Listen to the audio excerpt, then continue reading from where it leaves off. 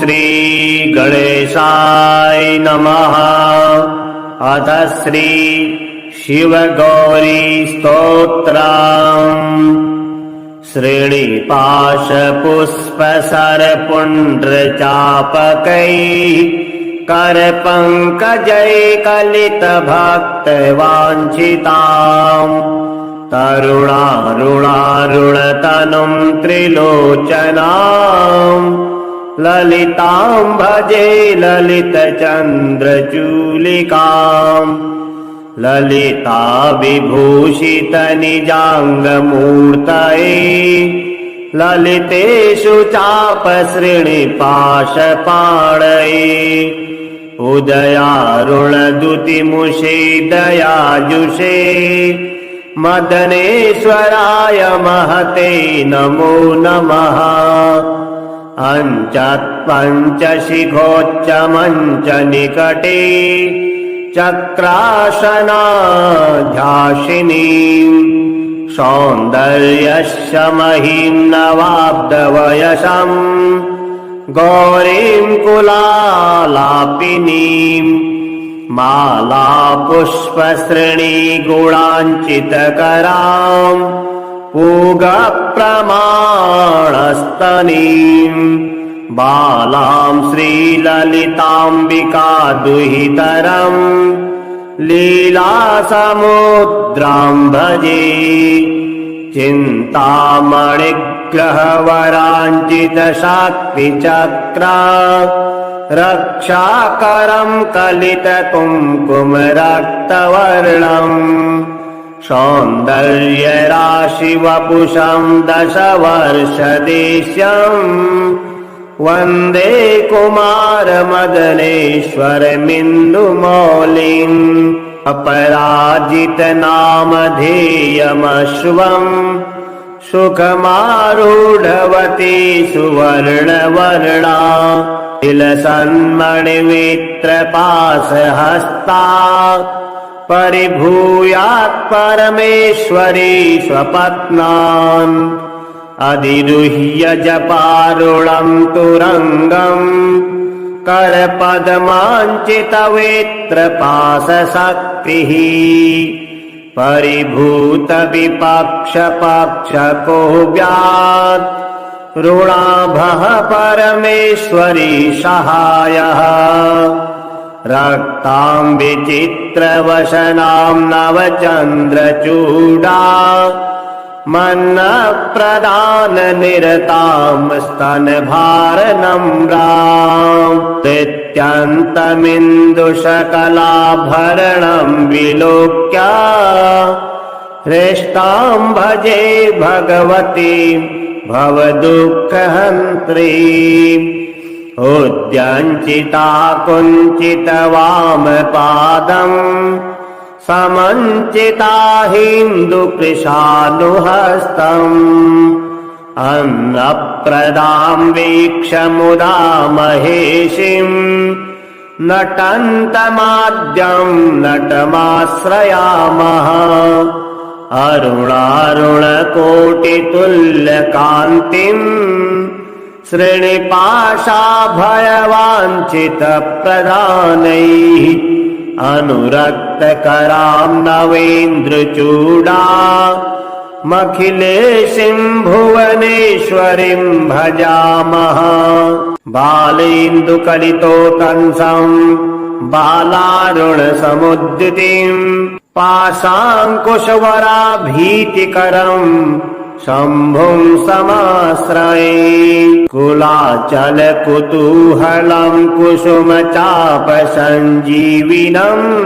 कुचे कलितवल्लकं गुरुकृपारसं लोचने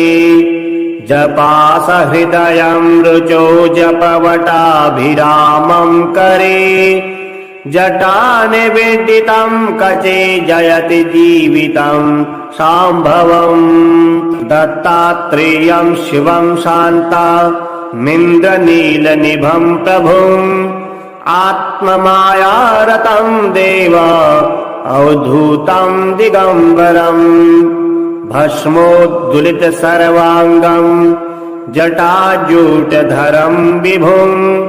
चतुर्बाहुमुदाराङ्गं प्रफुल्लकमलेक्षणम् ज्ञानयोगनिधिं विश्वा गुरुं योगीजनप्रियं भक्तानुकम्पिनं सर्व साक्षिणं सिद्धसेवितम् एवं यः सततं ध्यायेत् देवदेवं सनातनं समुक्तः सर्वपापेभ्यो निःश्रेयसमवाप्नुयात्। श्रीनिपाशपुष्पसरपुण्ड्रचापकैः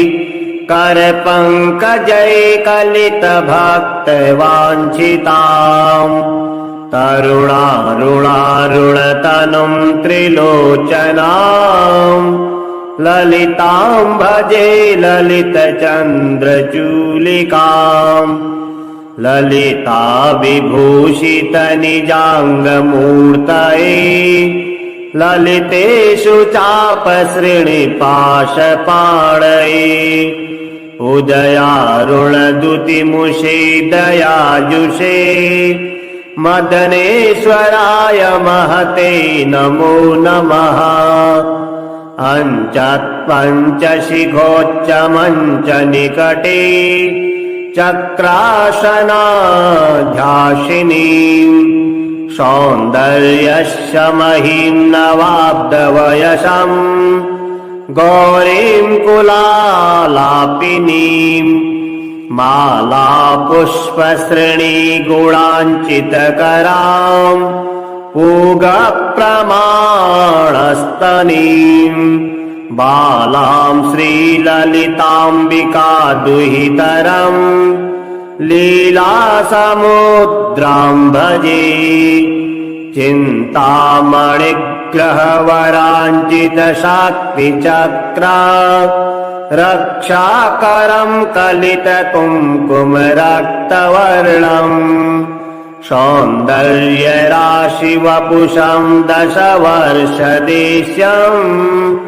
वन्दे कुमारमदनेश्वरमिन्दुमौलिम् अपराजितनामधेयमश्वम् सुखमारूढवती सुवर्णवर्णा तिलसन्मणिमित्रपाशहस्ता परिभूयात् परमेश्वरी स्वपत्नान् अधिरुह्य जपारुणं तुरङ्गम् करपद्माञ्चितवेत्रपाशशक्तिः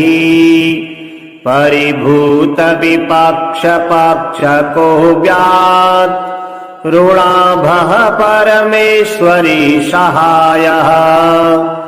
रक्तां विचित्रवसनां नवचन्द्रचूडा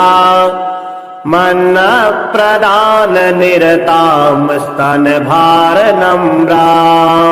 नित्यन्तमिन्दुशकलाभरणं विलोक्य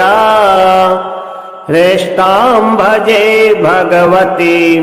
भवदुःखहन्त्रीम् उद्यञ्चिता कुञ्चितवामपादम् समञ्चिता हिन्दुकृशानुहस्तम् अन्नप्रदां वीक्ष्य मुदा महेशिम् नटन्तमाद्यं नटमाश्रयामः अरुणारुणकोटितुल्यकान्तिम् श्रेणिपाशाभयवाञ्छितप्रदानैः अनुरक्तकरां नवेन्द्रचूडा मखिलेशीं भुवनेश्वरीं भजामः बालेन्दुकलितोतंसं बालारुणसमुद्दितिं पाशाङ्कुशवराभीतिकरम् शम्भुं समाश्रये कुलाचलकुतूहलं कुसुमचापसञ्जीविनम् कुचे कलितवल्लकं गुरुकृपारसं लोचने जपासहृदयं रुचो जपवटाभिरामं करे जटानिवेदितं कचे जयति जीवितं शाम्भवम् दत्तात्रेयं शिवं शान्तमिन्द्रनीलनिभं प्रभुम्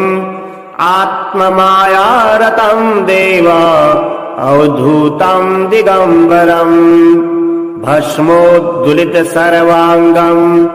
जटाजूटधरं विभुम् चतुर्बाहुमुदाराङ्गं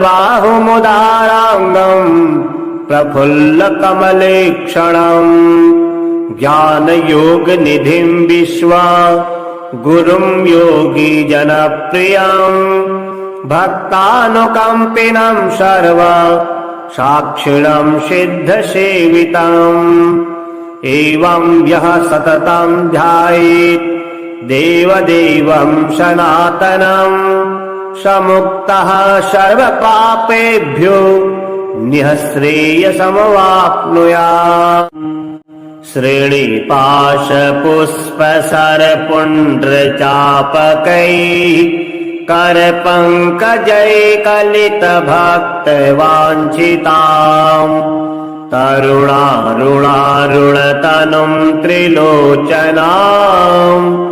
ललितां भजे ललितचन्द्रचूलिकाम् ललिता विभूषितनिजाङ्गमूर्तये ललितेषु चापश्रेणिपाशपाणये उदयारुणदुतिमुषे दयाजुषे मदनेश्वराय महते नमो नमः अञ्चत्पञ्चशिखोच्चमञ्चनिकटे चक्रासनाध्यासिनीं सौन्दर्यस्य महीं नवाब्दवयसं गौरीं कुलालापिनीं मालापुष्पश्रेणीगुणाञ्चितकरां पूगप्रमाणस्तनीं बालां श्रीललिताम्बिका दुहितरम् लीलासमुद्रां भजे चिन्तामणिग्रहवराञ्चितशाक्तिचक्रा रक्षाकरं कलितकुङ्कुमरक्तवर्णम् सौन्दर्यराशिवपुषं दशवर्षदेश्यम् वन्दे कुमारमदनेश्वरमिन्दुमौलिम् अपराजितनामधेयमश्वम् सुखमारूढवती सुवर्णवर्णा तिलसन्मणिमित्रपाशहस्ता परिभूयात् परमेश्वरी स्वपत्नान् अधिरुह्य जपारुणं तुरङ्गम् करपद्माञ्चितवेत्रपाशशक्तिः परिभूतविपक्षपक्षको व्यात् ऋणाभः परमेश्वरी सहायः रक्तां विचित्रवसनां नवचन्द्रचूडा मन्नप्रदाननिरतां स्तनभारनम्रां नित्यन्तमिन्दुशकलाभरणं विलोक्य हृष्टां भजे भगवतीं भवदुःखहन्त्रीम् उद्यञ्चिता कुञ्चितवामपादम् समञ्चिता हिन्दुकृशानुहस्तम्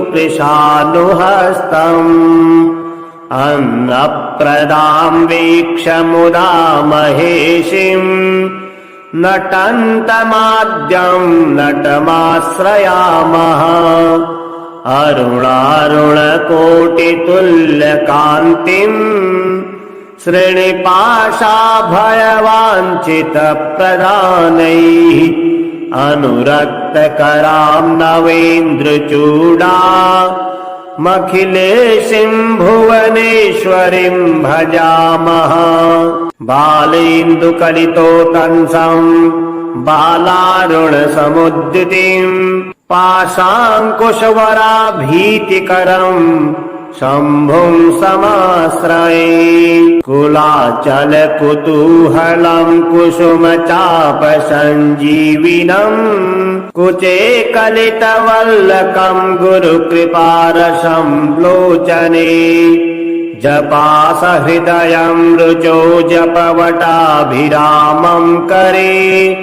जटानिवेदितं कचे जयति जीवितं शाम्भवम्। दत्तात्रेयं शिवं शान्तमिन्द्रनीलनिभं प्रभुम्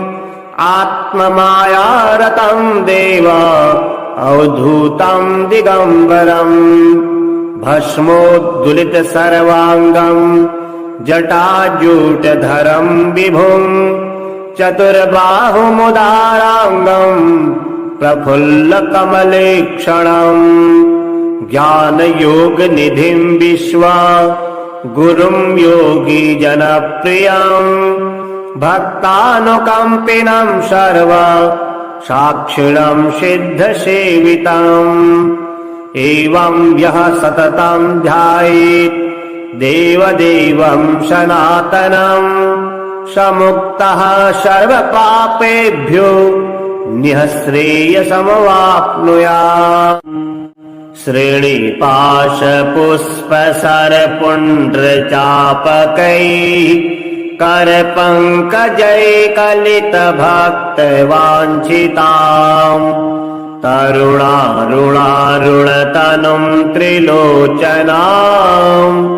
ललितां भजे ललितचन्द्रचूलिकाम्। ललिता विभूषितनिजाङ्गमूर्तये ललितेषु चापश्रेणिपाशपाणये। उदयारुणदुतिमुषे दयाजुषे मदनेश्वराय महते नमो नमः। अञ्चत्पञ्चशिखोच्चमञ्चनिकटे चक्रासनाध्यासिनीं सौन्दर्यस्य महीं नवाब्दवयसं गौरीं कुलालापिनीं मालापुष्पश्रेणीगुणाञ्चितकरां पूगप्रमाणस्तनीं बालां श्रीललिताम्बिका दुहितरम् लीलासमुद्रां भजे। चिन्तामणिग्रहवराञ्चितशाक्तिचक्रा रक्षाकरं कलितकुङ्कुमरक्तवर्णम् सौन्दर्यराशिवपुषं दशवर्षदेश्यम् वन्दे कुमारमदनेश्वरमिन्दुमौलिम्। अपराजितनामधेयमश्वम् सुखमारूढवती सुवर्णवर्णा तिलसन्मणिमित्रपाशहस्ता परिभूयात् परमेश्वरी स्वपत्नान्। अधिरुह्य जपारुणं तुरङ्गं करपद्माञ्चितवेत्रपाशशक्तिः परिभूतविपक्षपक्षको व्यात् ऋणाभः परमेश्वरी सहायः। रक्तां विचित्रवसनां नवचन्द्रचूडा मन्नप्रदाननिरतां स्तनभारनम्रां नित्यन्तमिन्दुशकलाभरणं विलोक्य हृष्टां भजे भगवतीं भवदुःखहन्त्रीम्। उद्यञ्चिता कुञ्चितवामपादम् समञ्चिता हिन्दुकृशानुहस्तम् अन्नप्रदां वीक्ष्य मुदा महेशिम् नटन्तमाद्यं नटमाश्रयामः अरुणारुणकोटितुल्यकान्तिम् श्रीनिपाशाभयवाञ्छितप्रदानैः अनुरक्तकरां नवेन्द्रचूडा मखिलेशीं भुवनेश्वरीं भजामः बालेन्दुकलितोतंसं बालारुणसमुद्दितिं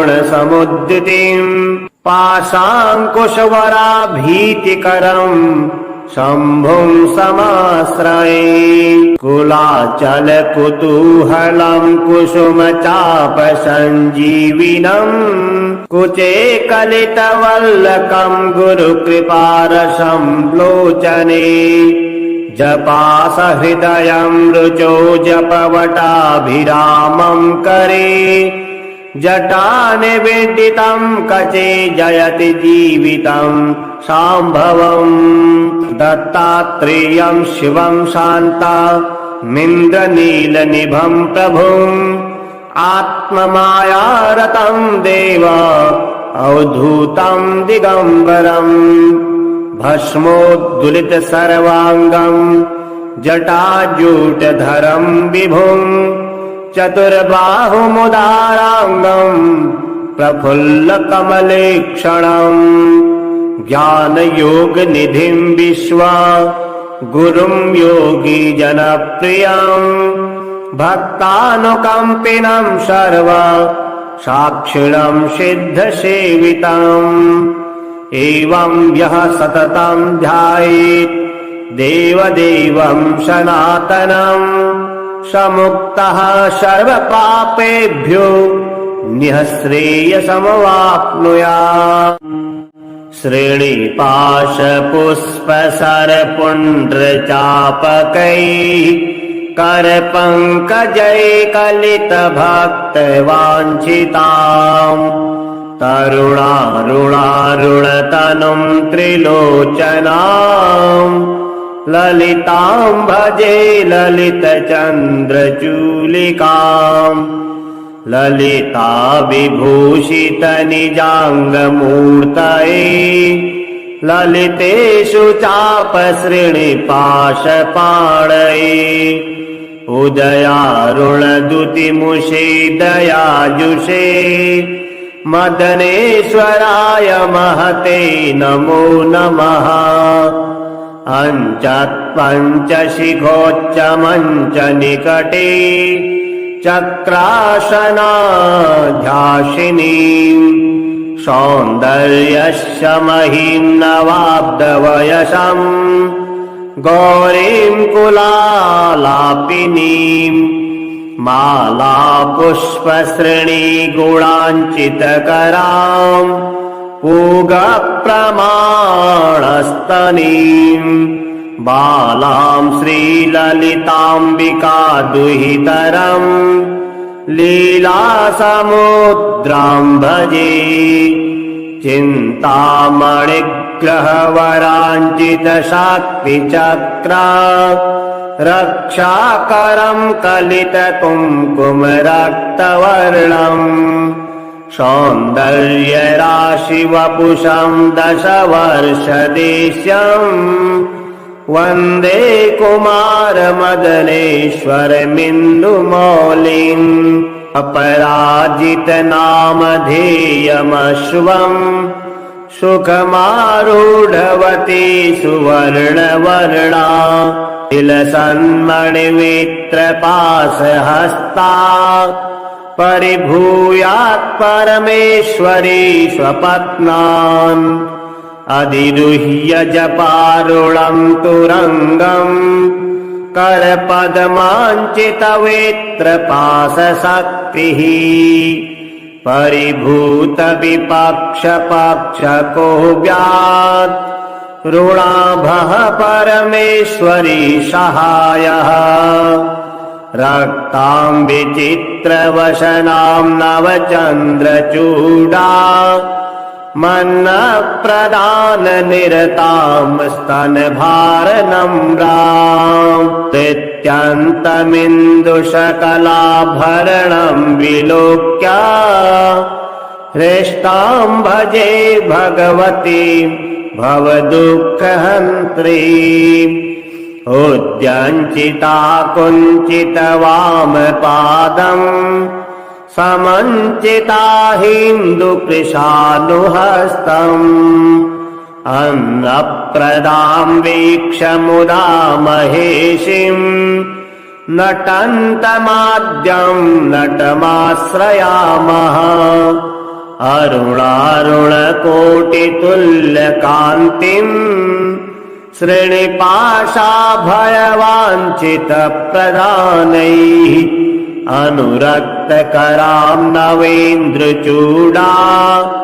मखिलेशीं भुवनेश्वरीं भजामः बालेन्दुकलितोतंसं बालारुणसमुद्दितिं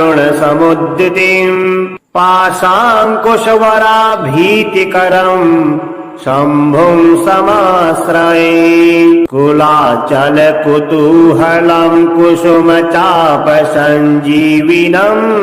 कुचे कलितवल्लकं गुरुकृपारसं लोचने जपासहृदयं रुचो जपवटाभिरामं करे जटानिवेदितं कचे जयति जीवितं शाम्भवम् दत्तात्रेयं शिवं शान्तमिन्द्रनीलनिभं प्रभुम् आत्ममायारतं देव अवधूतं दिगम्बरम् भस्मोद्दुलित सर्वाङ्गं जटाजूटधरं विभुम् चतुर्बाहुमुदाराङ्गं प्रफुल्लकमलेक्षणम् ज्ञानयोगनिधिं विश्वा गुरुं योगी जनप्रियं भक्तानुकम्पिनं सर्व साक्षिणं सिद्धसेवितम् एवं यः सततं ध्यायेत् देवदेवं सनातनं समुक्तः सर्वपापेभ्यो निःश्रेयसमवाप्नुयात् श्रेणिपाशपुष्पसरपुण्ड्रचापकैः करपङ्कजैकलितभक्तवाञ्छिताम् तरुणारुणारुणतनुं त्रिलोचनाम् ललितां भजे ललितचन्द्रचूलिकाम् ललिता विभूषितनिजाङ्गमूर्तये ललितेषु चापश्रेणिपाशपाणये उदयारुणदुतिमुषे दयाजुषे मदनेश्वराय महते नमो नमः अञ्चत्पञ्चशिखोच्चमञ्चनिकटे चक्रासनाध्यासिनीं सौन्दर्यस्य महीं नवाब्दवयसं गौरीं कुलालापिनीं मालापुष्पश्रेणीगुणाञ्चितकरां पूगप्रमाणस्तनीं बालां श्रीललिताम्बिका दुहितरं लीलासमुद्रां भजे चिन्तामणिग्रहवराञ्चितशाक्तिचक्रा रक्षाकरं कलितकुङ्कुमरक्तवर्णम् सौन्दर्यराशिवपुषं दशवर्षदेश्यम् वन्दे कुमारमदनेश्वरमिन्दुमौलिम् अपराजितनामधेयमश्वम् सुखमारूढवती सुवर्णवर्णा तिलसन्मणिमित्रपाशहस्ता परिभूयात् परमेश्वरी स्वपत्नान् अधिरुह्य जपारुणम् तुरङ्गम् करपद्माञ्चितवेत्रपाशशक्तिः परिभूतविपक्षपक्षको व्यात् ऋणाभः परमेश्वरी सहायः रक्ताम् विचित्रवसनाम् नवचन्द्रचूडा मन्नप्रदाननिरताम् स्तनभारनम्राम् नित्यन्तमिन्दुशकलाभरणम् विलोक्य हृष्टाम् भजे भगवतीम् भवदुःखहन्त्रीम् उद्यञ्चिता कुञ्चितवामपादम् समञ्चिता हिन्दुकृशानुहस्तम् अन्नप्रदाम् वीक्ष्य मुदा महेशिम् नटन्तमाद्यम् नटमाश्रयामः अरुणारुणकोटितुल्यकान्तिम् श्रेणिपाशाभयवाञ्छितप्रदानैः अनुरक्तकराम् नवेन्द्रचूडा मखिलेशिम् भुवनेश्वरीम् भजामः बालेन्दुकलितोतंसम् बालारुणसमुद्दितिम् पाशाङ्कुशवराभीतिकरम् शम्भुम् समाश्रये कुलाचलकुतूहलम् कुसुमचापसञ्जीविनम् कुचे कलितवल्लकम् गुरुकृपारसम् लोचने जपासहृदयम् रुचो जपवटाभिरामम् करे जटानिवेदितम् कचे जयति जीवितम् शाम्भवम् दत्तात्रेयम् शिवम् शान्तमिन्द्रनीलनिभम् प्रभुम् आत्ममायारतम् देव अवधूतम् दिगम्बरम् भस्मोद्दुलित सर्वाङ्गम् जटाजूटधरम् विभुम् चतुर्बाहुमुदाराङ्गम् प्रफुल्लकमलेक्षणम् ज्ञानयोगनिधिम् विश्वा गुरुम् योगी जनप्रियम् भक्तानुकम्पिनम् सर्व साक्षिणम् सिद्धसेवितम् एवम् यः सततम् ध्यायेत् देवदेवम् सनातनम् समुक्तः सर्वपापेभ्यो निःश्रेयसमवाप्नुयात् श्रेणिपाशपुष्पसरपुण्ड्रचापकैः करपङ्कजैकलितभक्तवाञ्छिताम् तरुणारुणारुणतनुम् त्रिलोचनाम्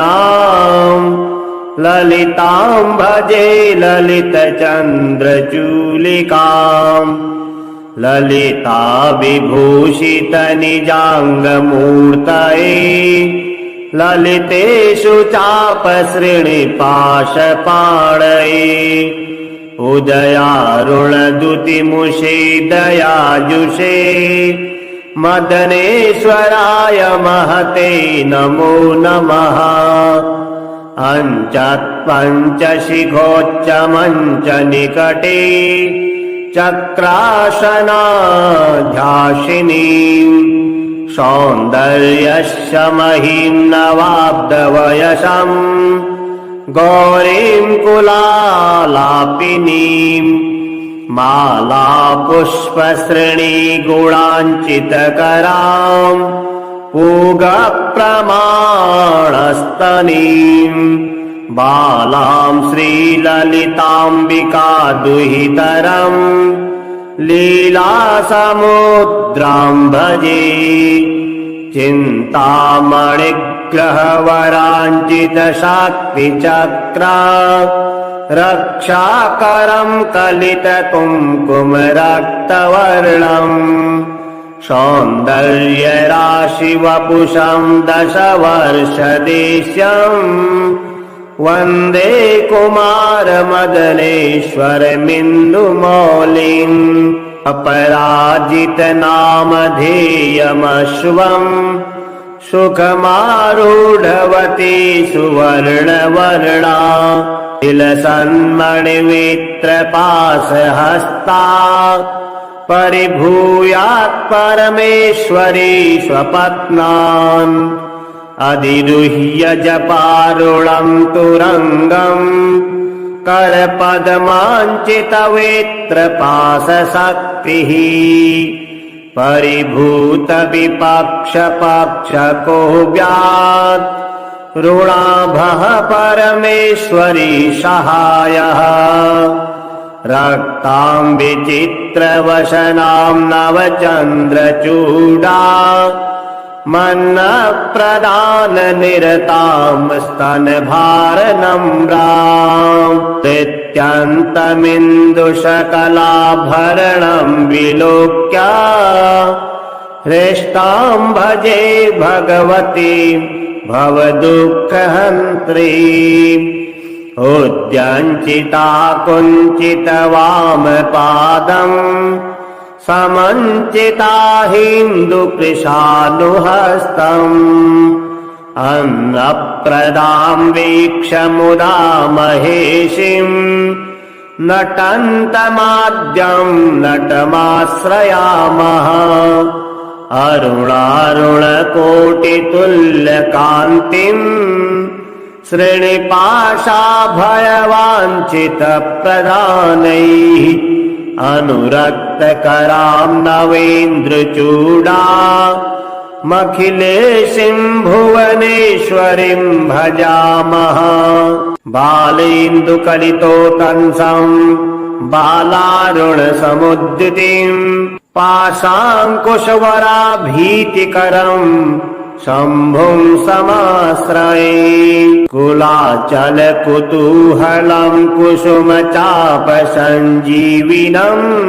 कुचे कलितवल्लकं गुरुकृपारसं लोचने जपासहृदयं रुचो जपवटाभिरामं करे जटानिवेदितं कचे जयति जीवितं शाम्भवम् दत्तात्रेयं शिवं शान्तमिन्द्रनीलनिभं प्रभुम् आत्ममायारतं देव अवधूतं दिगम्बरम् भस्मोद्दुलित सर्वाङ्गं जटाजूटधरं विभुम् चतुर्बाहुमुदाराङ्गं प्रफुल्लकमलेक्षणम् ज्ञानयोगनिधिं विश्वा गुरुं योगी जनप्रियं भक्तानुकम्पिनं सर्व साक्षिणं सिद्धसेवितम् एवं यः सततं ध्यायेत् देवदेवं सनातनम् समुक्तः सर्वपापेभ्यो निःश्रेयसमवाप्नुयात् श्रेणिपाशपुष्पसरपुण्ड्रचापकैः करपङ्कजैकलितभक्तवाञ्छिताम् तरुणारुणारुणतनुं त्रिलोचनाम् ललितां भजे ललितचन्द्रचूलिकाम् ललिता विभूषितनिजाङ्गमूर्तये ललितेषु चापसृणिपाशपाणये उदयारुणदुतिमुषे दयाजुषे मदनेश्वराय महते नमो नमः अञ्चत्पञ्चशिखोच्चमञ्चनिकटे चक्रासनाध्यासिनीम् सौन्दर्यस्य महीं नवाब्दवयसम् गौरीं कुलालापिनीम् मालापुष्पश्रेणीगुणाञ्चितकराम् पूगप्रमाणस्तनीम् बालां श्रीललिताम्बिका दुहितरं लीलासमुद्रां भजे चिन्तामणिग्रहवराञ्चितशाक्तिचक्रा रक्षाकरं कलितकुङ्कुमरक्तवर्णम् सौन्दर्यराशिवपुषं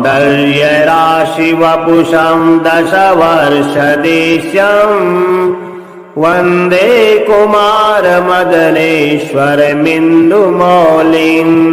अपराजितनामधेयमश्वम् सुखमारूढवती सुवर्णवर्णा तिलसन्मणिमित्रपाशहस्ता परिभूयात् परमेश्वरी स्वपत्नान् अधिरुह्य जपारुणं तुरङ्गम् करपद्माञ्चितवेत्रपाशशक्तिः परिभूतविपक्षपक्षको व्यात् ऋणाभः परमेश्वरी सहायः रक्तां विचित्रवसनां नवचन्द्रचूडा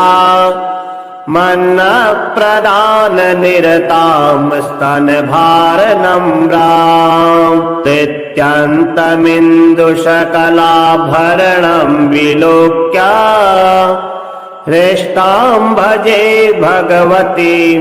भवदुःखहन्त्रीम्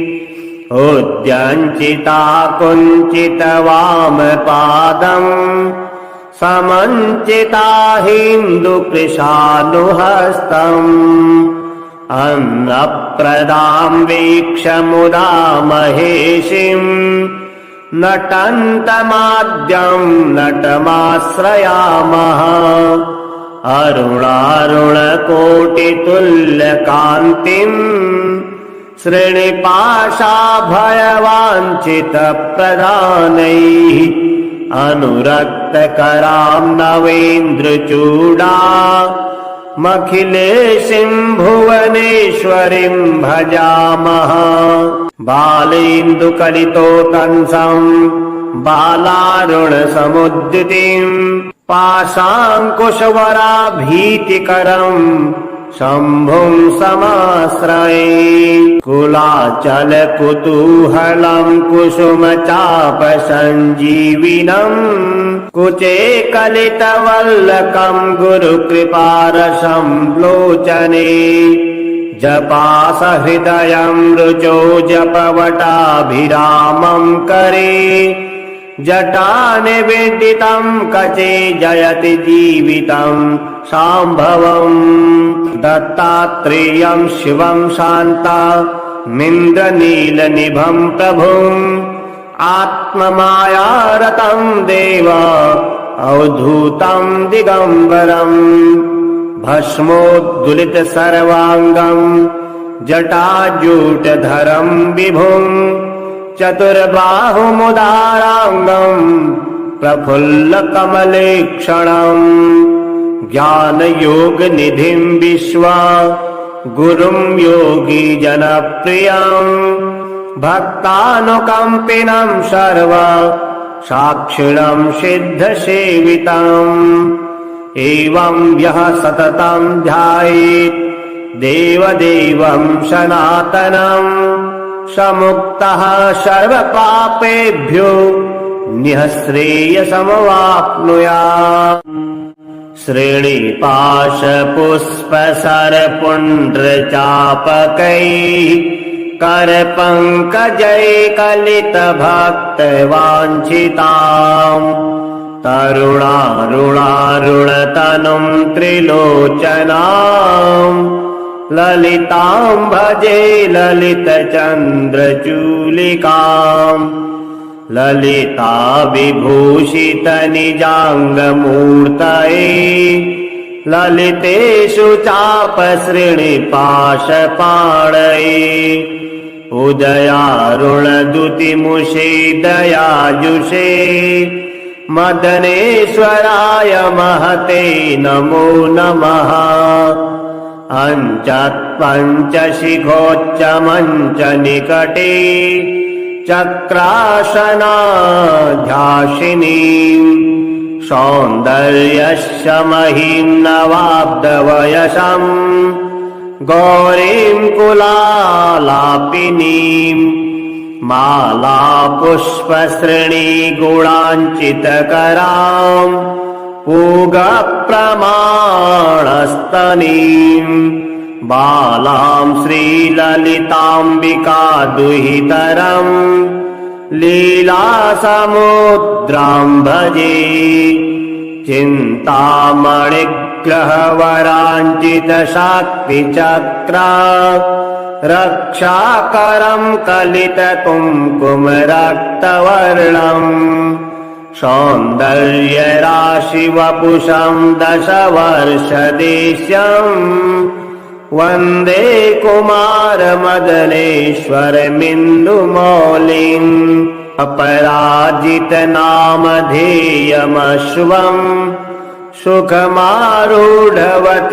सुवर्णवर्णा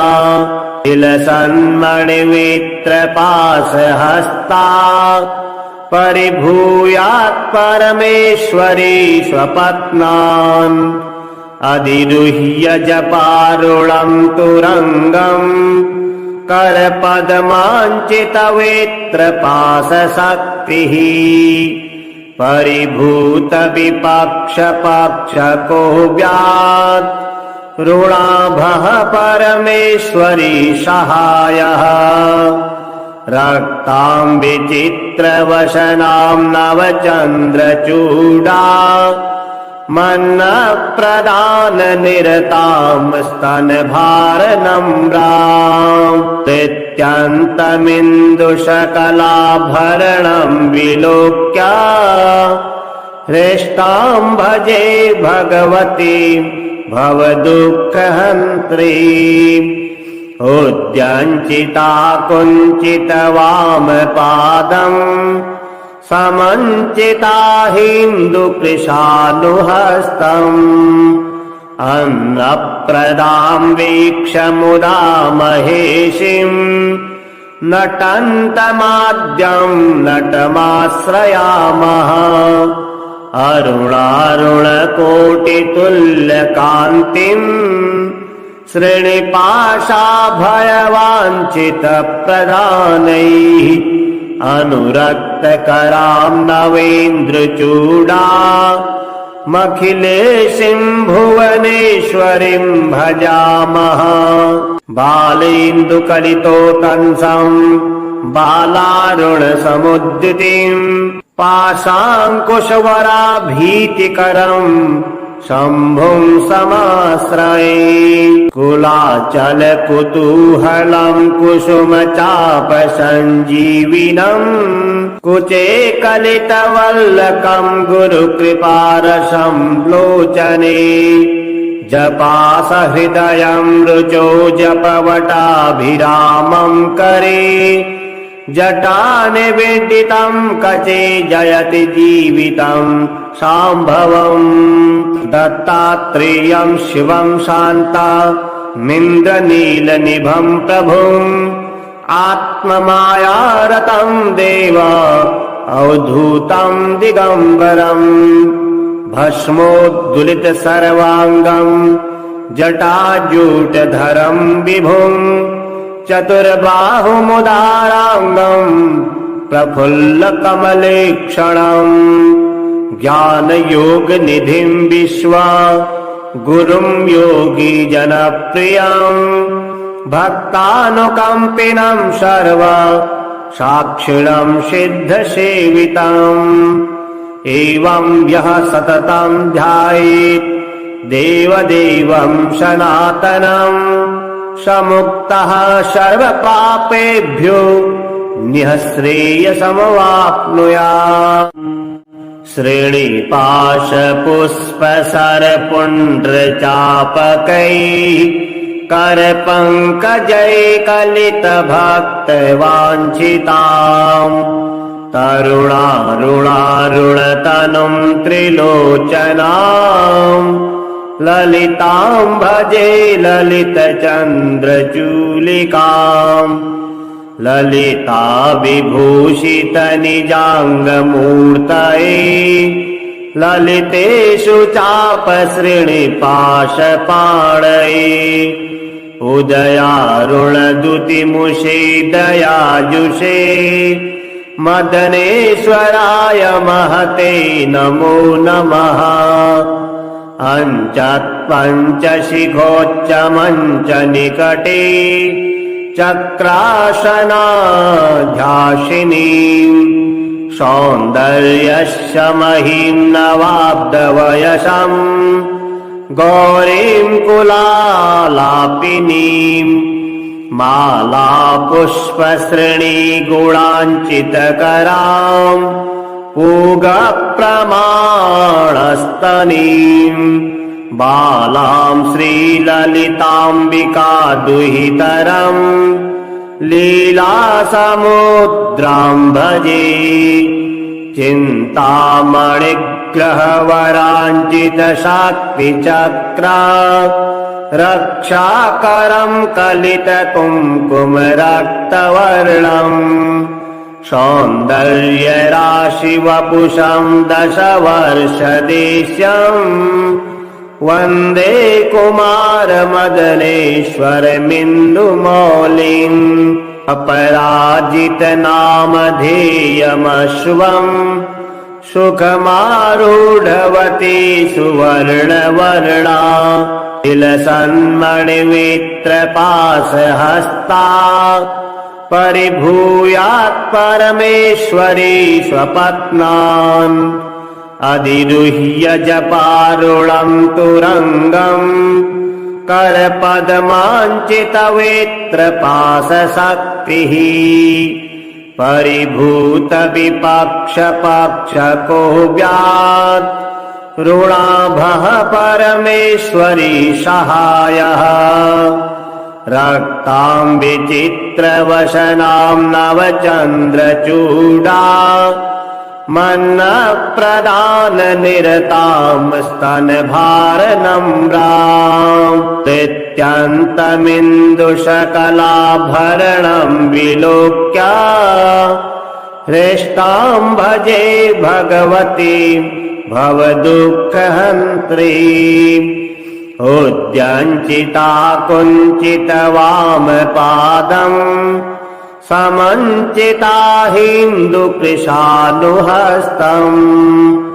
अन्नप्रदां वीक्ष्य मुदा महेशिम् नटन्तमाद्यं नटमाश्रयामः अरुणारुणकोटितुल्यकान्तिम् श्रीनिपाशाभयवाञ्छितप्रदानैः अनुरक्तकरां नवेन्द्रचूडा मखिलेशीं भुवनेश्वरीं भजामः बालेन्दुकलितोतंसम् बालारुणसमुद्दितिम् पाशाङ्कुशवराभीतिकरम् शम्भुं समाश्रये कुलाचलकुतूहलं कुसुमचापसञ्जीविनम् कुचे कलितवल्लकं गुरुकृपारसं लोचने जपासहृदयं रुचो जपवटाभिरामं करे जटानिवेदितं कचे जयति जीवितं शाम्भवम् दत्तात्रेयं शिवं शान्तमिन्द्रनीलनिभं प्रभुम् आत्ममायारतं देव अवधूतं दिगम्बरम् भस्मोद्दुलितसर्वाङ्गं जटाजूटधरं विभुम् चतुर्बाहुमुदाराङ्गम् प्रफुल्लकमलेक्षणम् ज्ञानयोगनिधिं विश्वा गुरुं योगी जनप्रियम् भक्तानुकम्पिनं सर्व साक्षिणं सिद्धसेवितम् एवं यः सततं ध्यायेत् देवदेवं सनातनम् समुक्तः सर्वपापेभ्यो निःश्रेयसमवाप्नुयात्। श्रेणिपाशपुष्पसरपुण्ड्रचापकैः करपङ्कजैकलितभक्तवाञ्छिताम् तरुणारुणारुणतनुम् त्रिलोचनाम् ललिताम् भजे ललितचन्द्रचूलिकाम्। ललिता विभूषितनिजाङ्गमूर्तये ललितेषु चापसृणिपाशपाणये उदयारुणद्युतिमुषे दयाजुषे मदनेश्वराय महते नमो नमः। अञ्चत्पञ्चशिखोच्चमञ्चनिकटे चक्रासनाध्यासिनीम् सौन्दर्यस्य महीं नवाब्दवयसम् गौरीं कुलालापिनीम्